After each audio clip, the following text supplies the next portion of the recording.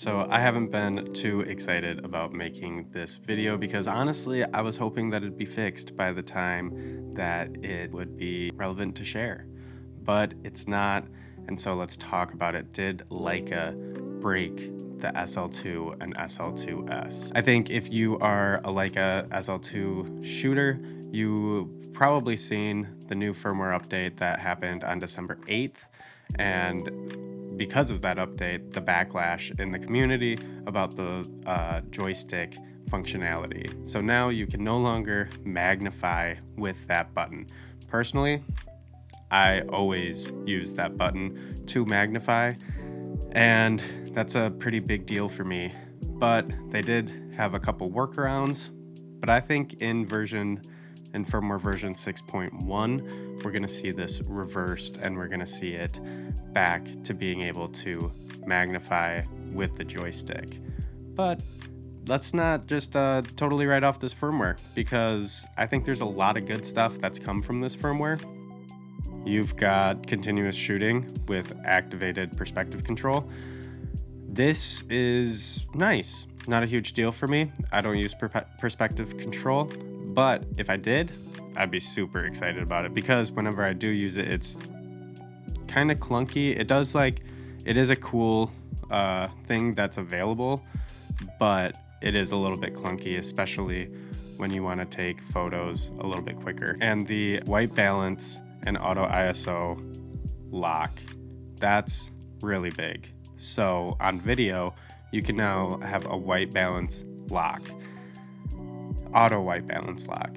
I've actually had people that have reached out to me about considering switching and asking if they have this specific feature, and have had to say no, but now it's here. I never understood why it couldn't just be added in firmware, but now it is, and I've been using it. It's been great. One of the things that I like about the auto white balance lock is that when you're shooting with auto white balance and you start recording, it will lock it at whatever that white balance was. So you don't need to worry about it shifting or changing throughout the video clip.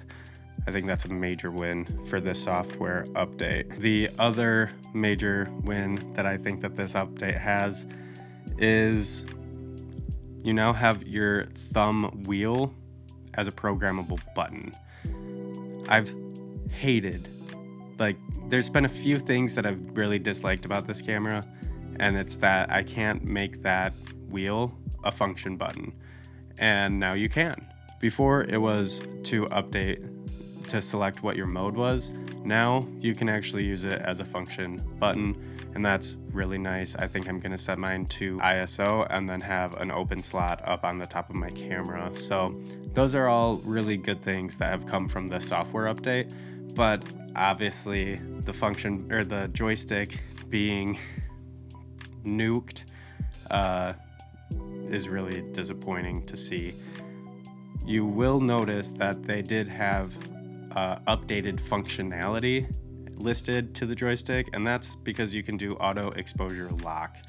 So that's nice. You can do you can do focus lock and exposure lock with the joystick, and that's something that, if you use that, is very convenient. But I think the majority of people are using that joystick to punch in on their image and check critical focus.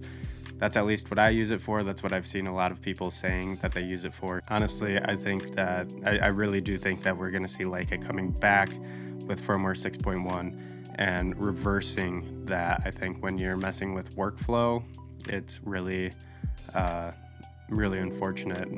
And I know a lot of people are choosing not to update this firmware for that specific reason. Now, I'm on it on both my cameras. I've been running tests on the white balance lock and everything and really enjoying it. But I understand for a lot of people that that's a deal breaker. So I really hope that Leica updates it in the next firmware update. And I hope that that comes fairly quick, if I'm honest. One of the things, though, that I want to bring up is just how when you're buying a Leica, you're buying these firmware updates. And I think that it is really special to be a part of a community buying into a system that is continually updating the cameras that they put out for the better. I've shot on a lot of systems. I've never experienced having firmware updates like these that completely change the functionality of a camera, for better or worse. For worse, for most people in this one. But you look at, like, not to call anybody out, but the Canon R6 and the R6 Mark II.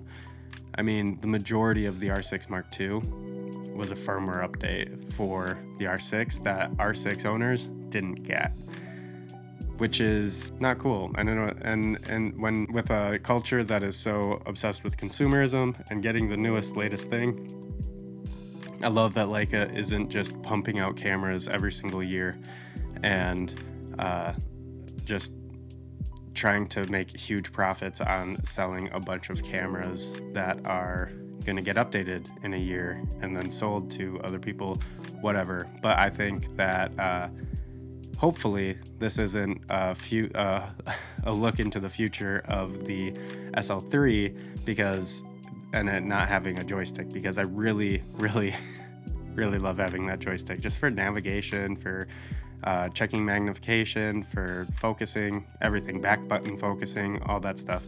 So I think that joystick is essential and I love it, and I really hope that I can magnify and zoom in with my cameras again soon. Thank you so much for watching. If you've made it to this point, please like and subscribe and leave any comments or questions down below. I'd love to hear your thoughts down in the description, and I'll see you in the next video.